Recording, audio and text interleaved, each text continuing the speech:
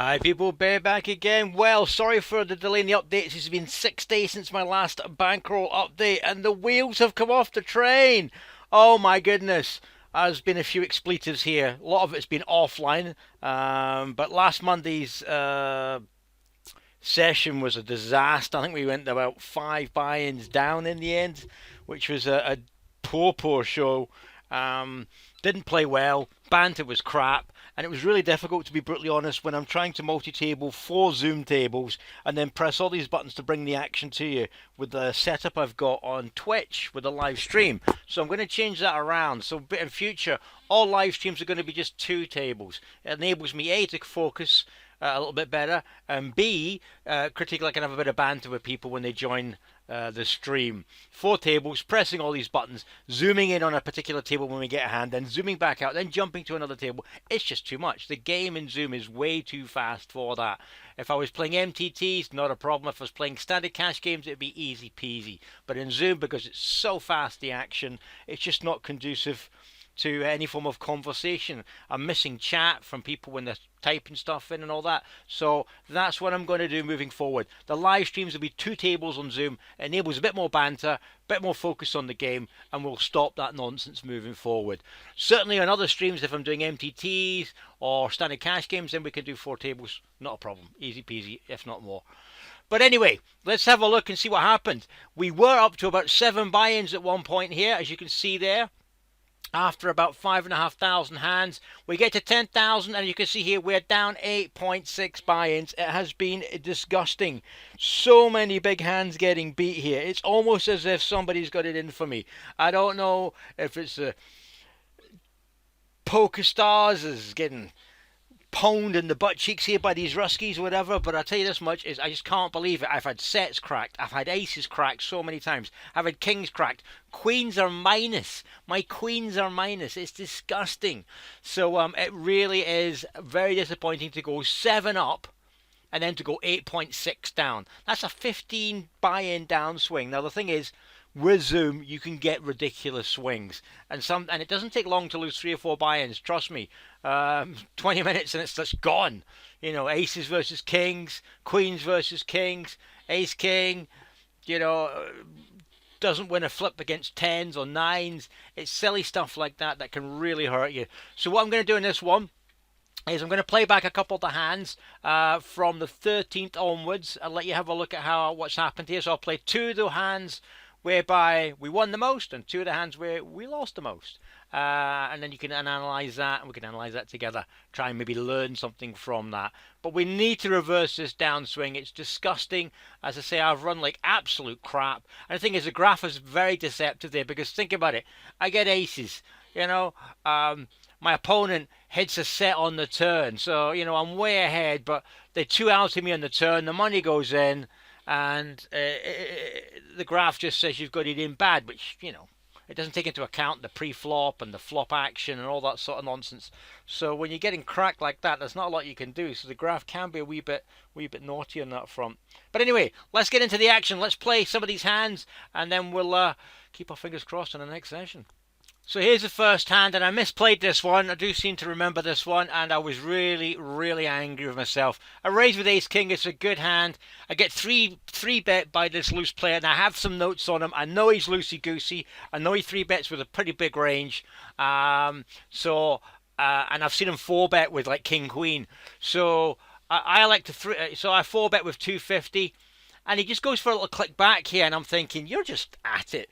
You know, I mean, because, you know, he's got 11, 20 behind. I've got 20 bucks here. I've got ace king.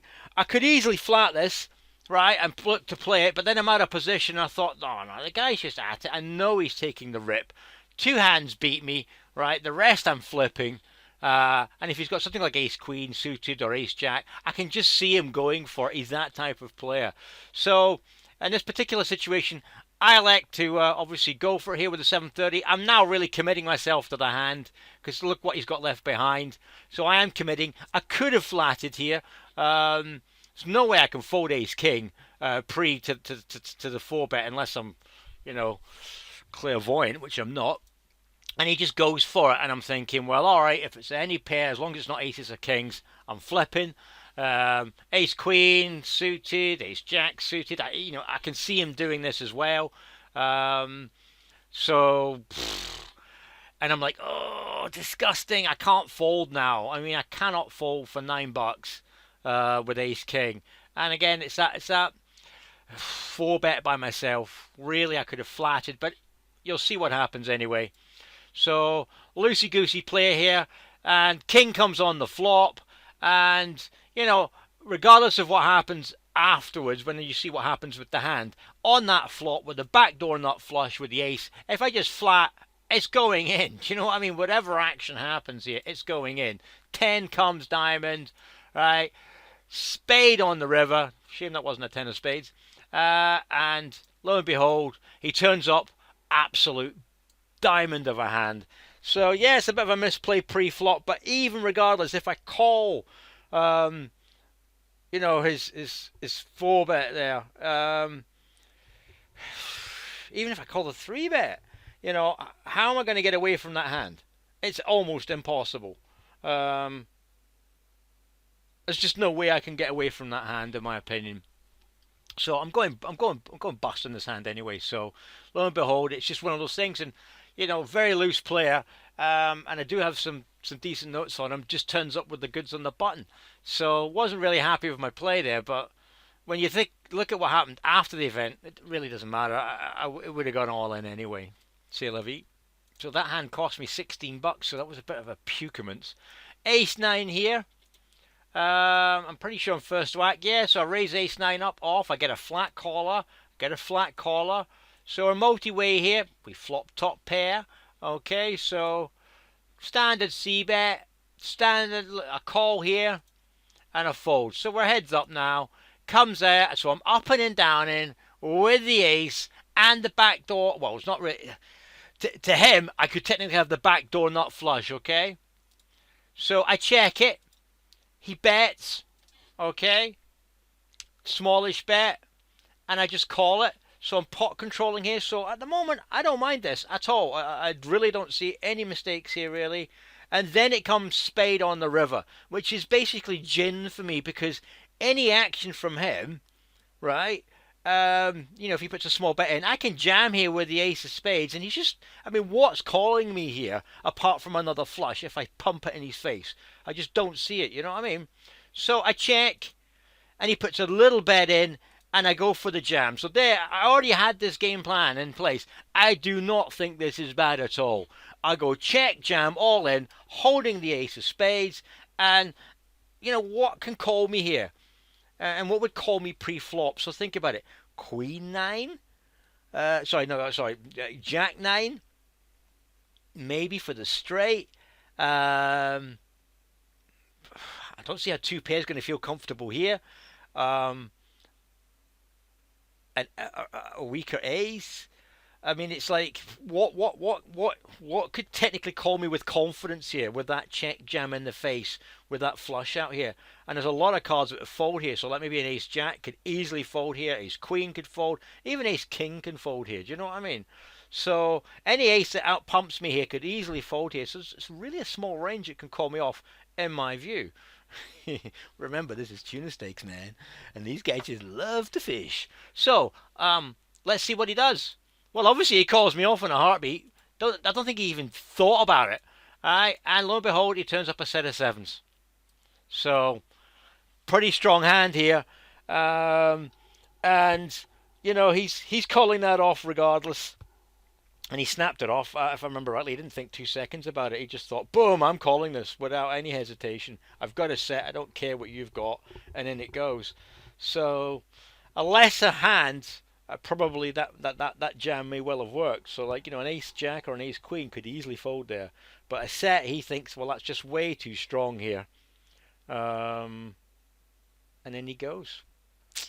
So I don't think it's bad. I just think that's just unlucky the way that goes. So that was the top 2 losing hands from that particular session. Here we go. Top winning hand was only $8, so I never actually stacked anybody in this whole session. I didn't get one $10 stack off anybody, so I ran pretty shit. I didn't play well, don't get me wrong. and I overplayed a few hands, and I just came up against bloody good hands as well, which is unfortunate. So let's have a look at this. We get a raise under the gun, um, caller, caller, caller, and you know, you could argue there's a case here for squeezing, but bearing in mind this is Zoom, the guy's got $6 behind. If I squeeze here, okay, I mean this person's relatively tight. I could end up having to call half my stack off on a pair of tens, which is a bit uncomfortable. So I don't mind this because if I flop the 10, then I've got loads of people in here, and you know there's potentially for a good pot. So gin, we get top set. All right, 8-9 is pucaments. If somebody's got it, flush draw there, so it's 150 in the middle. So I actually check this. Now I'm not actually keen on that. I should have probably bet that looking back at this, but there again, I do expect the under the gun raiser to go for it here and have a bash. He doesn't. So we get check, check all the way around, and the button goes for it. So I thought, thank God somebody bet that. You know what I mean? But there again, I could be running into 8-9 in a multi-way pot here. But if I am, I've got potentially 10 outs here with the top set. So obviously we pump it up and think, thank God nobody. And again, that's where my mistake is really.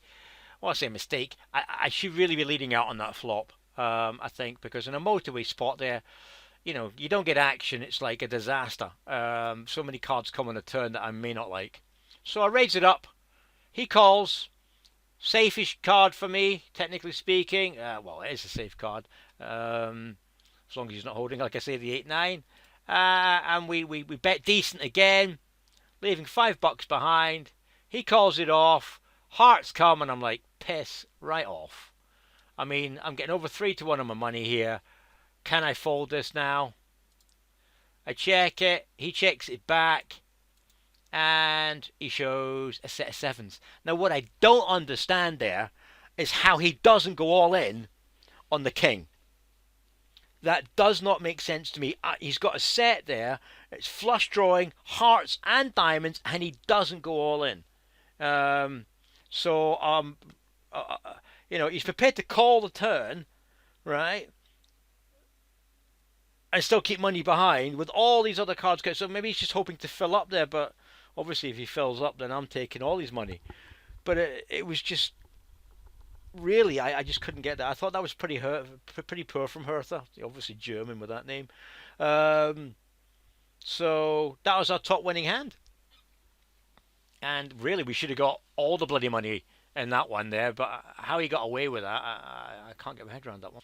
And here we go, people. Here's my next best winning hand. Now remember, I said in this whole session, I only won, the biggest I won was $8. The next one down is only $4. I could not win for toffee. Regardless of playing good or bad, that's how the session went. I could not win for toffee. The most I won was, the next one down was only $4 with a $10 buy-in, and I got ace 10. All the others were little small pots, so I was chipping away, and then getting chipped away out, big style, with a hatchet. So we get a raise here out in the country.